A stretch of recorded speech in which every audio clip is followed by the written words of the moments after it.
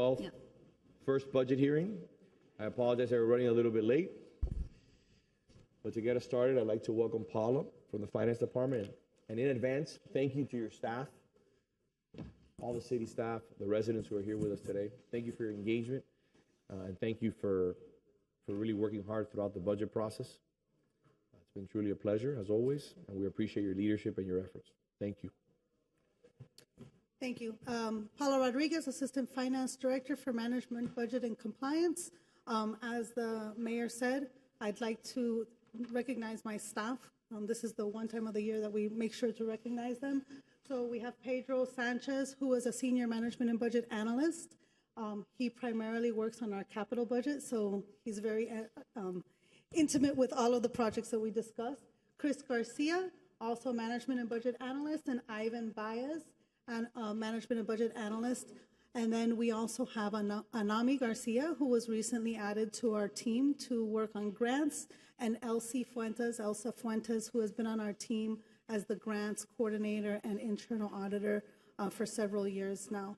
And so thank you all for all of the support throughout the year on our budget process. And that's what I have to say. In advance, thank you.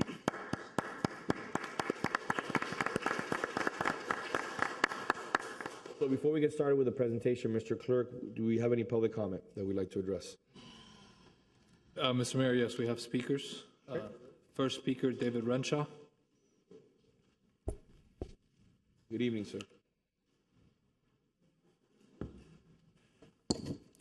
Good evening. My name is David Renshaw, the business representative. So hello to Mayor, Vice Mayor, Commissioners, department heads, and residents. Again, my name is David Renshaw, business representative of Teamsters Local 769.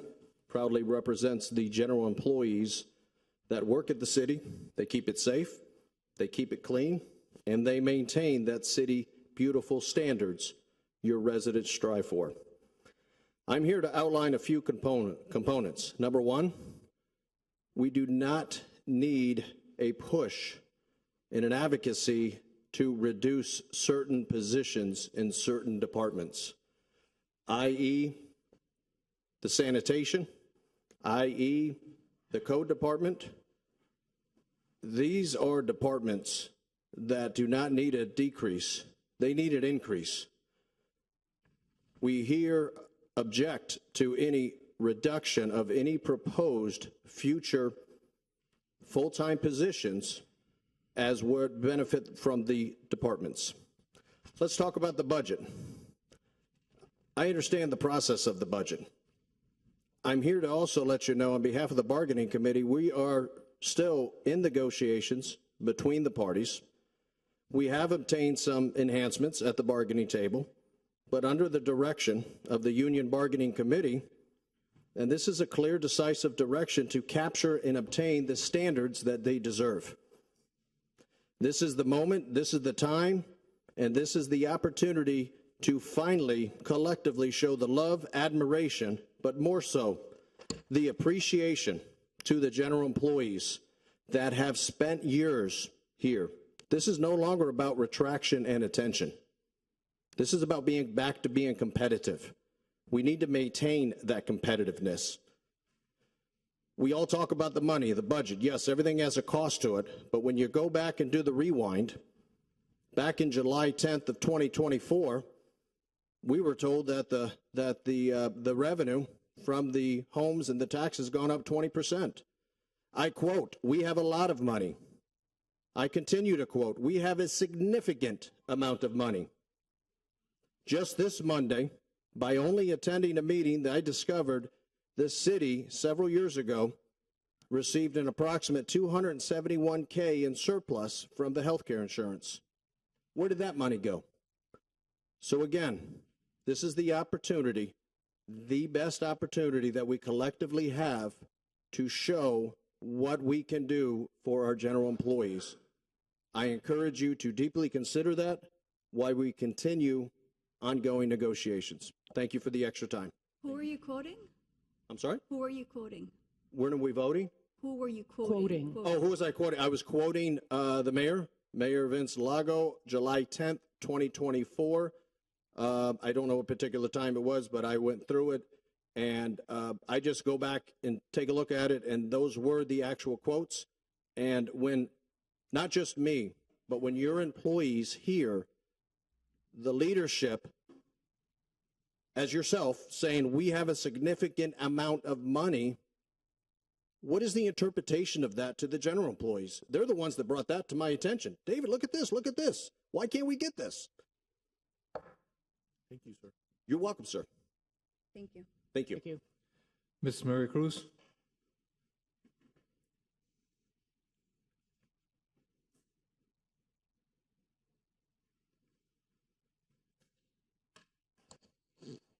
Mrs. Maria Cruz, 1447 Miller Road. I believe I've said this before. Every time we need to cut, we cut the bottom people. We don't cut benefits on the top, we cut the little people. The ones that do the jobs that nobody else wants to do, those are the ones we cut.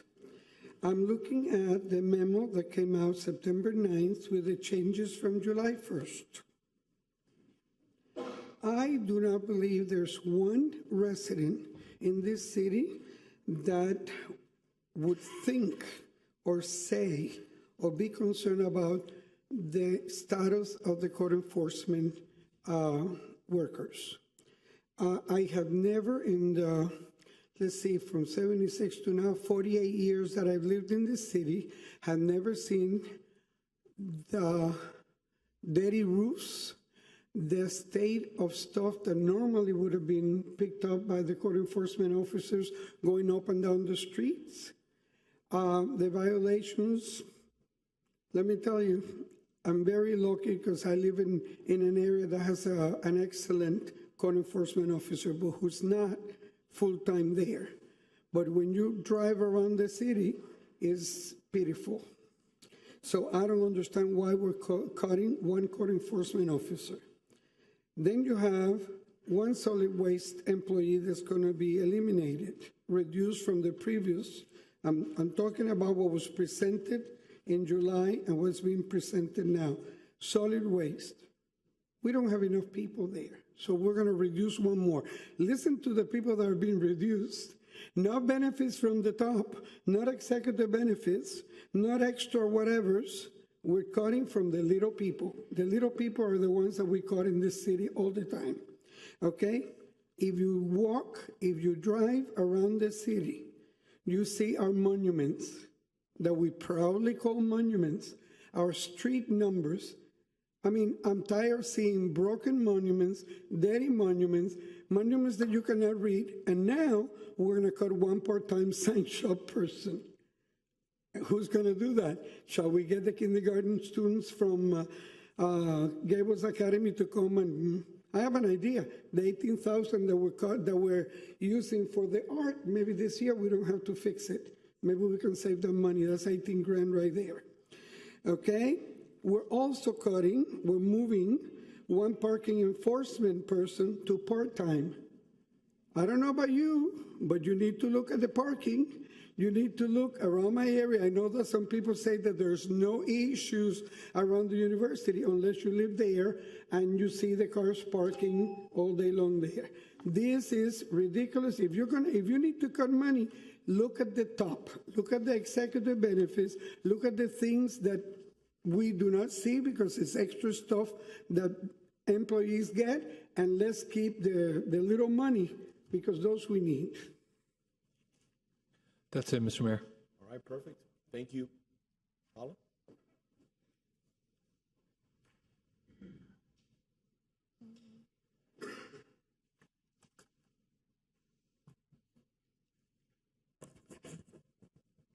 Can we go ahead and share my screen?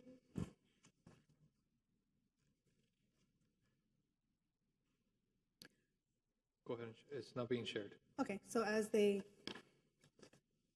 It's it not. gets, You need it's to- not me.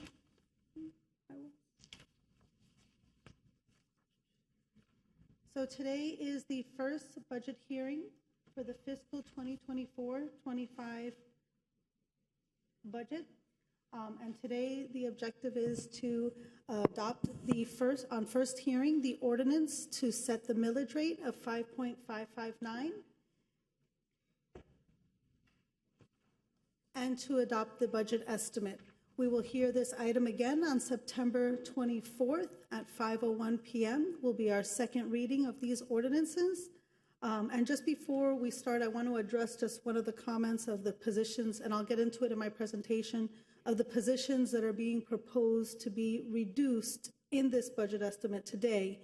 Those are not existing positions that are in the budget today. Those were new positions that were being proposed for fiscal year 25. So just to make sure that that was clear, the positions that were being referenced in the memo that was provided to each of you. And so on the dais, I provided you each a copy of the memo that I sent on Monday, which provided the explanation of the change to the budget estimate that was given to you on July 1st. This explains the changes between July 1st and today's budget. And in that explanation, I provided an explanation that in today's budget estimate, we reduced 4 full-time positions, which were previous new positions being proposed in the July 1 budget estimate. And I'll go through each of those in a second. So what you're saying is, just briefly, we're not reducing existing positions, correct? We're not reducing existing positions. In the budget estimate from July 1st, we proposed adding 23 full-time positions and 2 part-time positions. And you'll see in the presentation today that we reduced the new positions that we're adding to 19 full-time positions. So just to get started on the presentation. So here we are today, September 12th, our first budget hearing. And so thank you to all of the staff and all of the directors who have worked very hard with us. We start this budget process at the beginning of February, where we start meeting with the departments, and the departments start providing us the estimates. And on the screen, you can see the schedule and all of the meetings and steps that we've gone through to get to today. And so today, as I mentioned, we are required to set the millage rate and adopt the budget on first reading.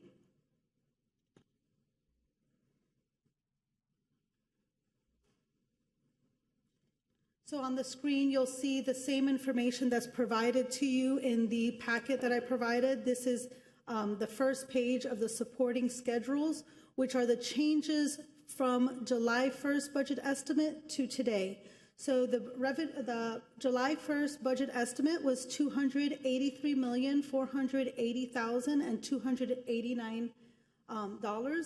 Today's budget estimate is $284,746,946, and the change between those two amounts is $1,266,657. And so you'll see the first section of this slide are the changes to revenue. So the July 1 budget estimate included property tax revenue based on the June 1 estimate that we received from the property appraiser's office. On July 1, we received a revised property value estimate, which resulted in approximately $383,000 more in property tax revenue to the city. In addition, you'll see that there's been some other changes in revenue. So the half-cent surtax, our CITT revenue, the estimate that we received from the county is $256,000, almost $257,000 less than the current year's budget. That, and I'll get down to the expenditures, but we had to fill that gap of the reduced revenue with a subsidy to our trolley and our freebie service by the parking division. The half-cent sales tax, well, as we talk about each year, in the summer we receive our estimates from the state. And so the half-cent surtax is estimated to increase by $170,000 next year. The revenue sharing is estimated to increase about $37,000, but you'll notice that the communications service tax is estimated to be reduced by about $100,000. So between the half-cent and the revenue sharing, it's about $200,000, offset by the reduction of about $100,000 for the communication service tax. And those are the taxes that you see on your cable bills, on your phone bills. It had recently increased because they started taxing streaming services. but now you're seeing that level out and actually go down a bit. And so transfers from fund balance, so an increase of $18,000 was made in this budget for the recent commission action to fund the Carlos Cruz Diez artwork from the AIPP funds, and so we brought in $18,000 from AIPP to offset the additional expense for that artwork. Transfer from fund balances from impact fees. So throughout the summer, we did a reconciliation of impact fees that we've received, and so some of the amounts went up and some of them went down. The parks impact fees for the purchase of land in our reconciliation, we had an additional almost $3 million of impact fees that we've collected. Those are restricted to be used towards the purchase of land, and so you'll see in the next section that then is offset by the expense of the contribution to capital for purchase of land. Park impact fees for park enhancements, so we had an additional $42,000 that we were able to allocate to capital. Mobility impact fees, so in our reconciliation, mobility impact fees was $250,000 less than we had originally estimated, and so we had funded some capital projects with mobility impact fees, and we swapped out that impact fee with general fund dollars. So some of the increase of revenue that we received for the general fund was swapped out to fund those mobility projects with that $250,000. And then transfer for fund balance to the pension fund, a very small amount of $38. And I'm sorry, I skipped service fee and investment earnings. So these are the least restrictive of our impact fee revenue because it's based on service fees and impact and investment earnings, and we were able to, and that also decreased by about $39,000. So that results in the increase, a total increase in revenue brought into this budget of almost $1.3 million, $1,266,657 to get to that revised revenue of $284,746,946. So since we have to have a balanced budget, our July 1 expenditure budget was $283,480 and $480,289. The changes to expenditures are outlined below. So the allocation of additional capital, we allocated an additional almost $1.7 million of capital. That includes that allocation to purchase of land of $1.2 million from those restricted impact fees. We recently closed the bid for the Mayor Dorothy Thompson Park, the Toledo Nolava Park, and the construction cost came in $145,000 over the budget estimate, so we allocated an additional $145,000 to that project to be able to complete it, also considering that we have a grant on that project, so we can continue to move it forward. And then you see an allocation of $262,000 to City Hall, and I'll explain how we got to that $262,000 in a moment. So just below that, you see a decrease in the salary and benefits from the July 1 budget of $246,000. And so this $246,000 is a result of the reduction of new positions that we were proposing in July 1, right? So on July 10th we met, and on August 1st we met. We heard the concerns of some of the commissioners about the recurring increases to the operating budget. In response to that, the city manager and staff got together and we re-looked at the July 1 budget estimate to see what areas we could maybe pull back on. Even though we continue to recommend increases in these areas, we believe that the operations of these departments could use these positions. There was some positions that we proposed not including in this budget while we continue to evaluate those areas. I'll go through them in another slide, but that is explained on the second page of the memo provided, and you'll see it in a future slide here, but I'll go through that. So that resulted in a decrease in salaries and benefits of $246,000, and that was then move to the City Hall project. So that 246,000 plus a little bit of general fund revenue comes to the 262 additional allocation to City Hall for next year. I already spoke about the Carlos Cruz Diaz artwork. That's the contribution from AIPP, so that's neutral.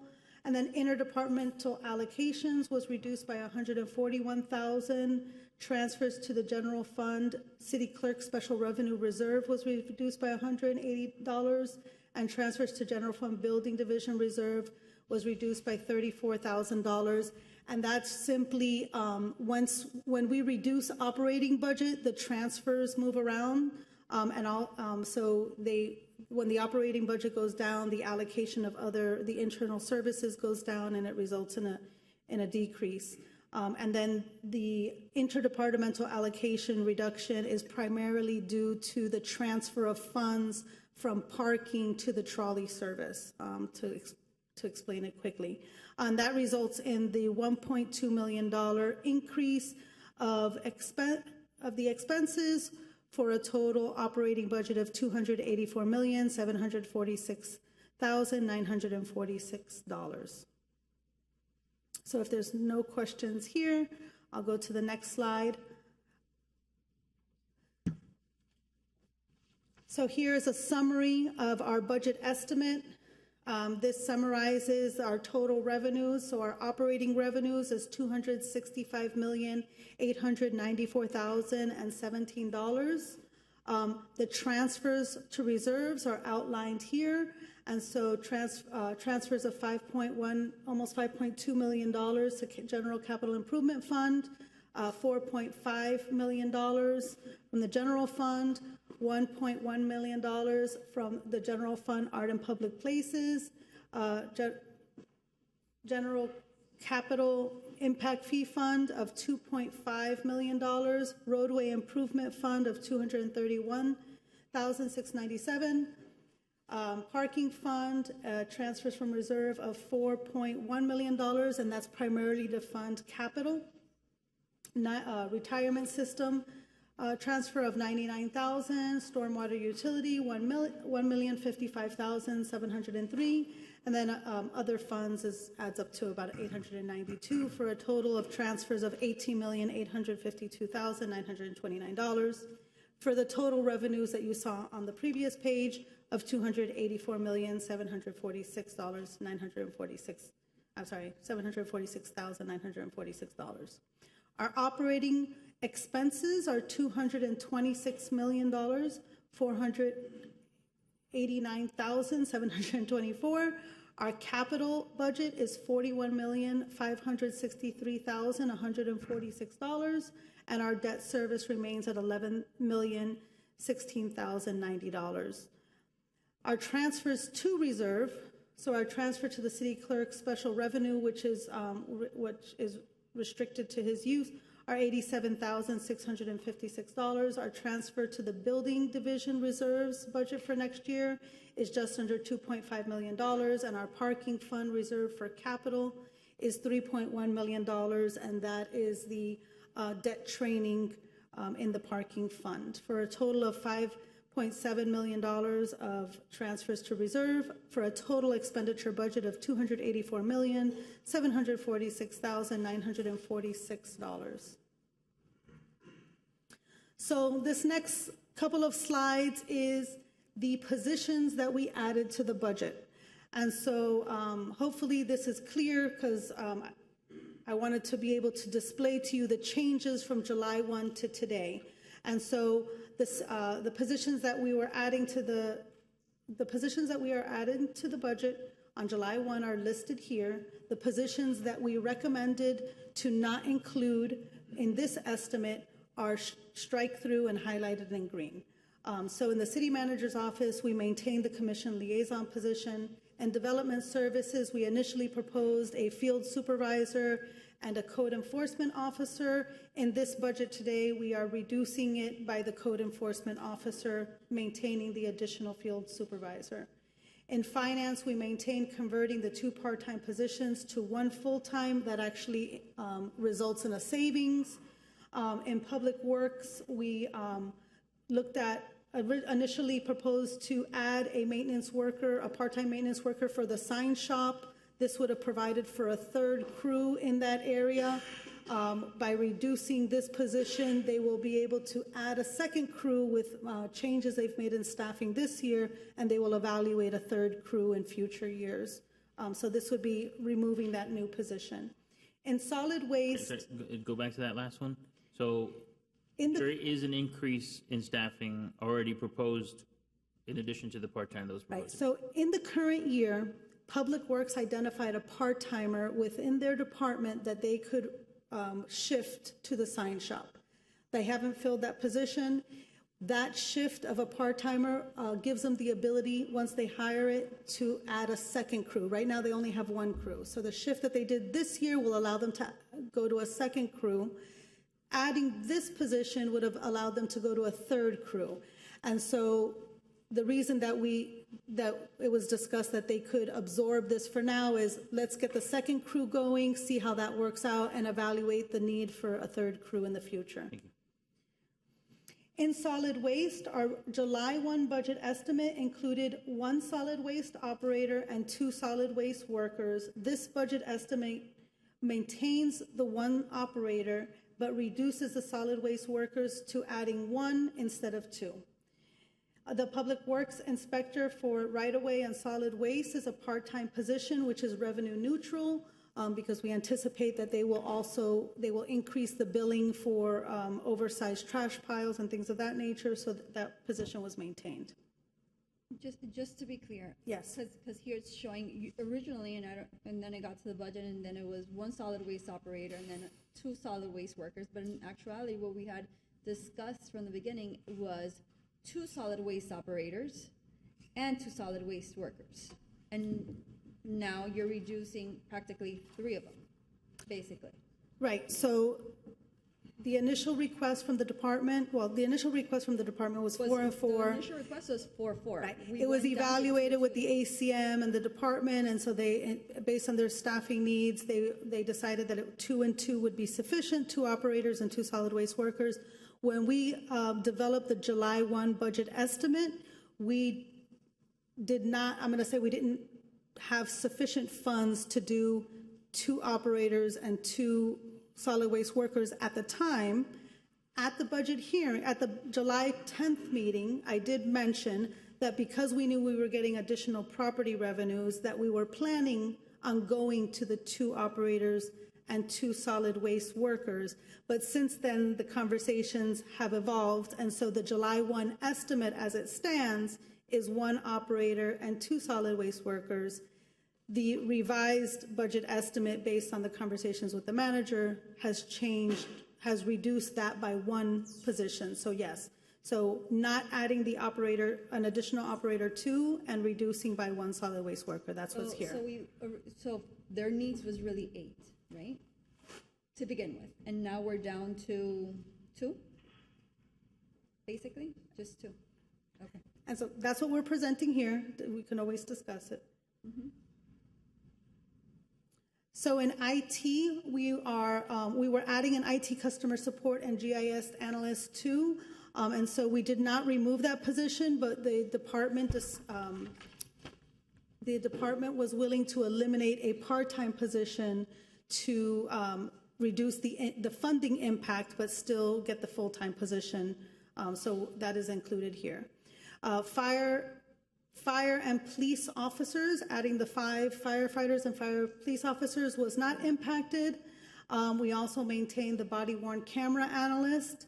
And then in the technical services, we reduced, so originally we were converting 2 part-time to 2 full-time, and so this budget revises that to only convert 1 part-time to full-time, but maintaining the other part-time position. So not eliminating the current part-time position, but not converting it to a full-time position. And in parking, the same is true. Our July 1 estimate converted 2 part-time to 2 full-time, and this revised estimate would only convert 1 part-time to 1 full-time and maintain the part-time that exists today. And so those are the position changes that resulted in the approximate $240,000 salary and benefit decrease, which was then, that funding was then put towards the City Hall project. And the parking enforcement specialist, this is a position that brings in revenue. These are the positions that would enforce our parking, yes. Enforce our parking, but it brings revenue to having one. It brings. Yes, it's a revenue-generating position. Okay, so did we see if we would be making more by keeping this position?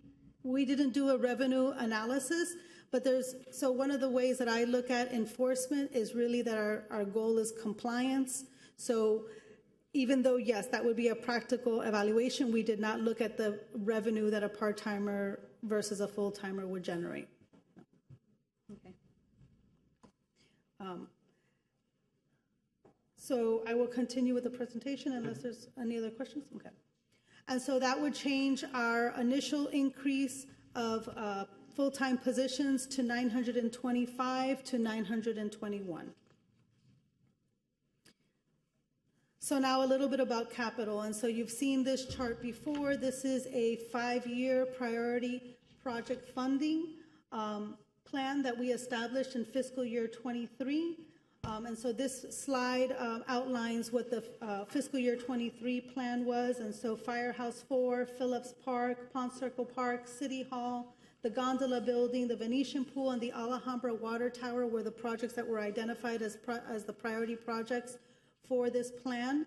And so at the time, we committed to using our increased revenues in that year towards funding these projects, dedicated towards funding these projects. And so you'll see that it's been fairly successful, and any projects that are highlighted in green, that the totals are highlighted in green, are projects that we were able to fully fund in any given year. And so this was the schedule for fiscal year 23. In fiscal year 24, we fully funded Firehouse 4, also with the assistance of the grants and the state appropriations that we received. We put up $1.5 million towards Phillip Park. We put $4.1 million towards City Hall, and the majority of that went to the windows. We put almost $4 million towards the Venetian Pool, and almost $2.1 million to the Alhambra Water Tower, fully funding those projects in fiscal year 24. And so the initial plan for the funding for this year was to put $4.7, almost $4.8 million towards Phillip Park to fully fund that project in this fiscal year. And so you'll see that that's broken out by almost $4.4 million of general capital, $4,388,543 from general capital, and the remaining $398,000 or so comes from impact fees, eligible impact fees. And then you'll see City Hall. So the original estimate for City Hall was to fund $1 million, just over $1 million, the majority of that going towards the windows. And so the windows, instead of 2.5, we would fund a total of 3.5. Sorry? What? And then, so you'll see here that that's highlighted in blue, and that funding towards City Hall is $1.3 million. That accounts for the additional $246,000. Different color. You can barely see it. Oh, okay. Well, Especially on the screen, the printout, you see can't really tell yeah. what the numbers are almost. Well, this is your eye exam to see if you can tell the difference between black and blue. Yeah. I see green. I think. In a public meeting, somebody lent me their glasses, but maybe if we switch. Maybe a lighter blue next time. Yeah, I can't, they're hard. So the 1.3 accounts for the additional $262,000 that was put to City Hall in the revised budget estimate. Paula, let me ask you a quick Yes. question. I noticed that in fiscal year 23, our shortfall for City Hall was $13 million, but the total project shortfall between 23 and 24 is about $3 million. Yes, 3.3, is that because of construction cost or? So when this plan was put together, the initial estimate that we used for this plan for City Hall, you can see in that first column to the left, was $15 million. And so that was the original estimate for the City Hall project. Obviously, since then, we know that things have changed, and so you'll see on the next page that City Hall's amount is up to $18.3 million, and really that accounts mostly for the additional money we put in for the windows, and so we accounted for that. But the reality is that, and so you'll see that at the end of fiscal year 25, the unfunded would be about $12.9 million, and that's really, right now, City Hall is a moving target. So although we knew we had an estimate, we had to come up with a number in 23, it was about $15 million. But as things have changed, we increase each year the project cost.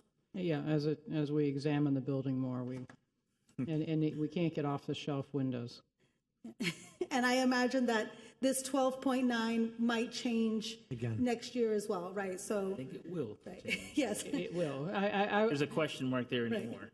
I would, if I was a But betting math person. doesn't work Yeah. with a question mark or not available, so we assign it a number. And then you'll see here the plan for the next 2 years, fiscal year 26 and 27, was to continue committing to this plan. And so originally we committed $5 million. Our intention was to increase that $5 million incrementally each year.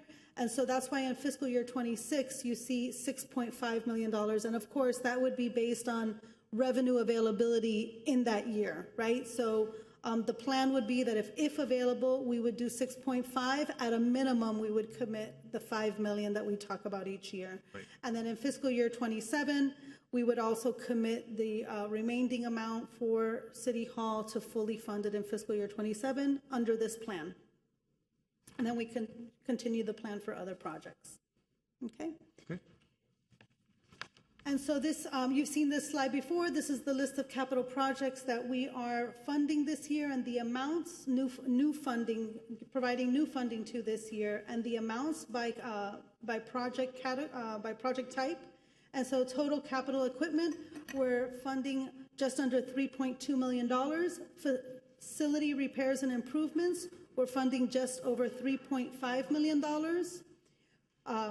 Historic facility projects, we're funding $2.6 million, and you may or may not see it, but highlighted in green is City Hall, and that's because that amount changed from the July 1 budget estimate. In motor pool, we're funding just over $3.6 million for the replacement of vehicles and equipment.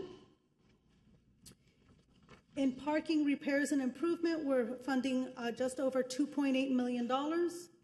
In parks and recreation, in projects, we're funding just over $9.6 million. And again, you'll see highlighted in green the purchase of land, which indicates the additional contribution of impact fees, and Mayor Dorothy Thompson Park, which we increased the funding to $145,000. We were not providing funding this year, so this is new funding for this year. Will that fully fund that? That will fully fund that, yes. And then public safety improvements, we are funding almost $3.5 million in projects. That includes the replacement and matrix for equipment. And transportation and roadway, we are funding just over $6 million in projects. Utility repairs, we're funding just over $10 million in projects. And this also includes the additional funding to our sea level rise mitigation program, which will receive just over $4.5 million this year. And but those are restricted funds that are billed for that purpose, for a total capital project funding of $45,191,015, including the motor pool projects. So this budget is based on the maintaining the 5.559 millage rate, and so this will be the same millage rate that we have maintained since 2016, so the 10th consecutive year. This slide breaks out your tax dollars. So this is always an interesting slide to see that our 5.559 millage rate represents 30 cents per tax dollar that our residents pay. Dade County receives 32 cents per tax dollar from our residents' tax bill. The school board receives 36 cents per tax dollar billed to our residents, and the regional is just about 2 cents per tax dollar. So it's always interesting to see that the majority of services come from the city of Coral Gables, but our residents actually pay more to other areas than the city taxes. And that is all I have for my presentation today. The first order that we will take is to adopt the millage. So I'll read it into the record, and if you'll bear with me, there's some additional required language I need to read. So the first one is an ordinance providing for the levy of taxes for the fiscal year beginning October 1, 2024, and ending September 30th, 2025, fixing the rate of such levy, providing for the segregation and the application of the proceeds of such levy, providing for the separability of the provisions hereof, and providing that this ordinance shall become effective October 1st, 2024. Be it ordained by the Commission of the City of Coral Gables that in Section 1, that in compliance with the Constitution and laws of the state of Florida as now written, taxation is hereby levied upon all real and personal property within the present corporate limits of the City of Coral Gables for tax year 2024, a tax of 5.559 mils, which is an 8.4% increase over the rolled back rate of 5.1281. All proceeds of the collection of this levy to be recorded into the general fund of the city and shall be reserved therein and dispersed, transferred therefrom for the sole and express purpose of paying the necessary operating and capital expenditures of the City of Coral Gables, its departments, offices, and properties for the fiscal year ending September 30th, 2025. This ordinance does require a four-fifths vote for approval. I'll move it. I'll second. Is the mayor here? Did he leave? He stepped off. He didn't give me a chance to say I'll We can entertain a proceed. moment. We can We proceed. can proceed. He's probably at the clock. All right. Okay. We have a motion second. So we all have to vote together Concur. practically. No, we know that. Yes, sir. We have a motion and a second. Commissioner Castro, Yes. Commissioner Fernandez, Yes. Commissioner Menendez, Yes. Vice Mayor Anderson. Yes. And then the second item, and please, if you'll bear with me because this one will be a little lengthier, is an ordinance adopting the annual budget of estimated revenues and expenditures for the fiscal year beginning October 1st, 2024, and ending September 30th, 2025, providing for the separability of the provisions hereof, and providing that this ordinance shall become effective October 1st, 2024. Whereas the city manager prepared and on July 1st, 2024, submitted to the commission a budget estimate of the revenues and expenditures of all city departments, divisions, offices, and properties for the fiscal year commencing October 1st, 2024, and copies of such estimate have been made available for public viewing at the Coral Gables Library and the office of the city clerk. And whereas the budget estimate submitted to the commission on July 1st, 2024, in the amount of $283,480,289 has been revised by the city manager to include revenue and expenditure increases in the amount of $1,266,657, bringing the total budget amount to $284,746,946, and that the following summary of estimated revenues and expenditures for the fiscal year commencing October 1st, 2024 and ending September 30th, 2025 is hereby agreed upon and adopted along with the supporting data relating thereto on file with the Finance Department of the City of Coral Gables as the official 2024-2025 budget of the City of Coral Gables. Total operating revenues, $265,894,017. Total transfers from reserves, $18,852,929. Total revenues, $284,746,946. Estimated expenditures for all operating departments, capital and debt service. Total operating expense is $226,489,724. Capital projects, $41,563,146. Total debt service appropriation, $11,016,090. Total expenditures, $284,746,946. And that is it.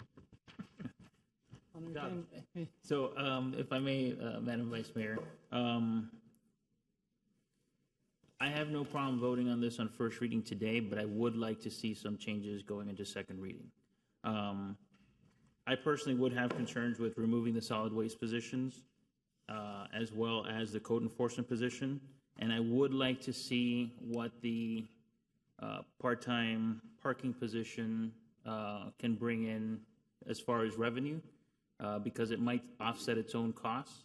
I'm okay with cutting positions, as I had said before, but those are positions that I think they're services that residents have really been looking to enhance. We get code enforcement complaints all the time. I mean, some here in the dais have to be doing code enforcement and submitting code enforcement complaints because of the issues that we have in the community. And as far as parking, I know we are adding a position, but I want to see how we can alleviate some of the concerns that residents have in some of the outlying areas, because most of our concentration right now of our parking team is in the central business district, which is where most of the violations are. But I've had complaints from residents near schools or other areas where we perhaps haven't been able to alleviate that concern. So that's what I would like to see between first and second reading, and finding ways to still focus on City Hall and adding the funding to City Hall, but maybe there's other places that we can move the money from. So I have no problem having this discussion between first and second. I have discussed and spent extensive time with directors as well as other individuals and the manager and our staff, because we are adding a lot of positions this year, more so than we've ever added before to this budget.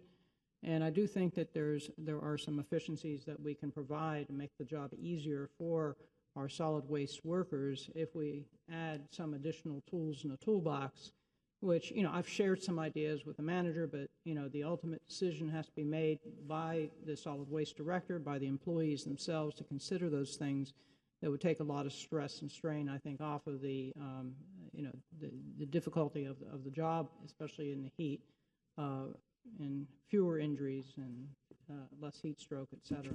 So this is, I want to be cautious about what we're doing, because the last thing I want to do is to have a situation where, we're reducing positions because we don't need them. I want to take a step at a time.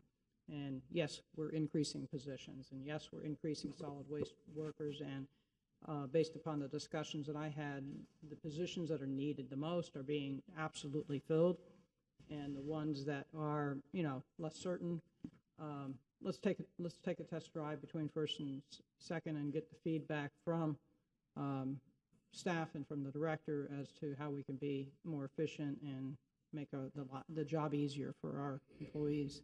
And if I can request the manager, maybe we can individually meet with our solid waste director so that we can discuss these cuts, as well as with the parking director and code enforcement, so that we can each kind of get a grasp on these positions. Yeah, might change our minds. So, I think that it would be good to have those conversations with the folks on the ground who could really tell us what the impact of those positions might be. I'll have a renewed, discussion. I did have a discussion before I even suggested the modifications. I'm sorry. I feel that there's a disconnect, and maybe I'm understanding things differently and you're understanding, or maybe they're telling us different things. Is there any way possible that maybe both of us can have a joint meeting with the Assistant Director of Solid Waste? We could have a sunshine meeting. It we could be would- noticed for sunshine purposes. So Would you like that? I don't know. I have no problem doing a sunshine meeting, because perhaps that's where the communication. I think that might be a good idea. So I don't know if the Assistant Public Works Director will be available in the next couple of weeks to meet. So, but I can speak to a little bit of. Not only with Assistant Director, her and maybe some other workers or supervisors, I think that I've been talking to in that department, which have been very, very insightful for me to understand how they work, how they process. If I may, absolutely, we can set up individual meetings with the commissioners and the staff you want there.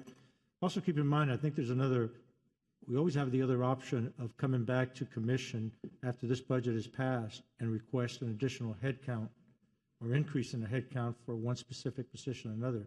So it doesn't have to be the whole year that we're without. We can come back in 3 months, 6 months and say, look, this is what we have, and it's really not working. We have some ideas, as the Vice Mayor mentioned, to try to alleviate a lot of the work for our workforce. but we have the option of coming back and saying, it didn't work, we need to increase a headcount by 1 or 2. I appreciate that, and, you know, because we like to make intelligent decisions. Commissioner Menendez? I just, in total agreement with my colleagues, but for me, I want to make sure that the first decision is the right decision. And I think what's being proposed is the right way to do it. A lot of times, well, let's put it this way. Initially, those positions were proposed. At some point, it was identified as a need. And I don't think anything's really happened in the world to change the fact that at some point a need was realized or recognized. So I want to do what's right the first time. And yes, and I agree, we can make adjustments as the year goes by, but this is an opportunity. I think the commission and the administration have done a great job working together, going through the budget and focusing on the millage rate and the way it can be used for the good of the community. So this is a great opportunity to really work together and find answers and find solutions. But we are a growing city, and I don't mean from a development standpoint. We're an active city more than ever, and there's need for sanitation, there's need for code enforcement, because we're not shrinking as a city. We are growing in terms of activity. So I want to make sure we have enough people so that we could provide the best services. Is it possible, this is for the city attorney, is it possible, or is there a will from the commission to do a second workshop? So that way that it's in the sunshine and everybody can work out and leave it specific to the head count? So legally, it can be done. It's just, you know, and even if just 2 commissioners wanted to meet, that happens sometimes, and we would just notice it as a you know, sunshine meeting. It doesn't necessarily have to be a formal meeting. Well, it's always, of course, complies with law, with the sunshine law, which is it must be noticed, open to the public, minutes are kept, but it doesn't necessarily need to require, you know, a big forum necessarily. I would do it in a more, like you were describing, an informal way, but obviously we follow through Open to the the rules and public, of procedures. course, yeah. Because perhaps myself and the vice mayor are available a particular day, we can have that meeting, and our other colleagues can do it another day. The point is gathering the information and having that one-on-one conversation.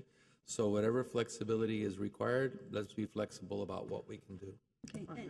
Yeah, and I appreciate the manager bringing up, you know, 6 months from now, after test driving, basically what we're adding in the way of positions, we'll have a better idea of what the, you know, is this working, you know, or the additional ideas that I've shared with you, and each one of my colleagues may have some ideas. Is that making the work easier and less strenuous in covering the bases that we need to cover? So we have a motion. Do I hear a second? So just 1 second here.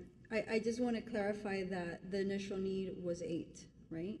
And I think what Commissioner Fernandez is asking for is to go ahead and. Well, I want to have the conversation with staff to see exactly where, you know, we add 1 position. Does that mean that we just have 1 person that's off team, or is this team-based? I want to have a conversation to see exactly what the need is, and then if there is a need, then we got to figure it out from the budget. But I agree with the vice mayor. I don't think we should take it from City Hall. I think we need to find another place to find the money, or maybe there's positions that have been open for a year that have not been filled and may not be necessary at this point. I want to do a deep dive into that portion, just to make sure that we're not robbing Peter to pay Paul. You know, these are services. Garbage is one of the most important services. Police, fire, and garbage are the 3 services that every resident touches on a weekly basis. So I think those are the 3 that are most important. And revenue generating positions, I think that's something we should contemplate, whether the generation of the revenue offsets the cost of the position. You know, there are factors that need to be factored in. I just want to, now that we kind of have a framework of what this budget is going to be, it's easier, and knowing what the millage is going to be, we can really hone down and say, this is what we want to do going forward. There could be changes in the future, but let's sit down, have a fruitful conversation with solid waste to see what those positions are like, the code enforcement, how that position is going to be implemented, and, you know, we can work from there. I think, I'm sorry, Vice Mayor. I think I understand what you're asking, Commissioner. So we will, our staff will work a schedule with each of the commissioners to meet, so we can meet with sanitation, parking, and code enforcement, and go over whatever questions and so on in the next week or so. So I just want to be clear from a budget process perspective. So if you approve the ordinance as it reads today, I have a very short timeline so there's very strict guidelines on advertising. So the advertisement for the second hearing will include the budget that we are proposing at the second hearing will be exactly the same as I am proposing today. If there's any changes to that budget, it will need to be done on the floor at the second hearing. Correct. And so just so expectations are clear, I'm going to come back with exactly the same budget. Whatever conversations you have, those decisions will be made at the second hearing, and that'll be part of your final adopted budget at that point. Right. Perfect. But I won't make any changes at that point. Right. And many of the questions that I have and positional differences, I think we need to do in that workshop, because we really need the director there. We really need, or someone with that capacity there to do that type of reasoning on, why is there that need, given that the actual number of homes that are being serviced has actually decreased. So we need to answer the answers to some of these questions, and we'll cover it in a workshop. So we have a motion. Do we have a second? I'm sorry, who seconded? I motioned. Who seconded? I'll second it. Let's go. Commissioner Fernandez? Yes. Commissioner Menendez? Yes. Commissioner Castro? Yes. Vice Mayor Anderson? Yes. I want to thank everybody who worked making this possible. I've sat through a few of these. This is one of the best we've had in a while, thanks to everybody's contribution and involvement, including my colleagues. And thank you for taking the time to go through all the different positions and the presentation that you offered. I know we didn't vote on it during the commission meeting, and I had said I wanted to wait until the actual budget to have that discussion, but I appreciate the work you put in. I felt it was, I didn't want to wait to the last minute. I'm not one of those last minute people. My vote was yes, but I'm very, I feel very, very strong that the minimum I will accept is the 2.2 for solid waste. I mean, I've been in communication with them. We're all on the same page that we want to review that. We're all there. And we're all willing to sit down and look into that, and I think that's something that's necessary. And then the one last important news that I have is that today is Commissioner Fernandez's birthday. So if we can all please. You want to sing along? Can we? Let's sing. I don't think. Not a fan of the whole.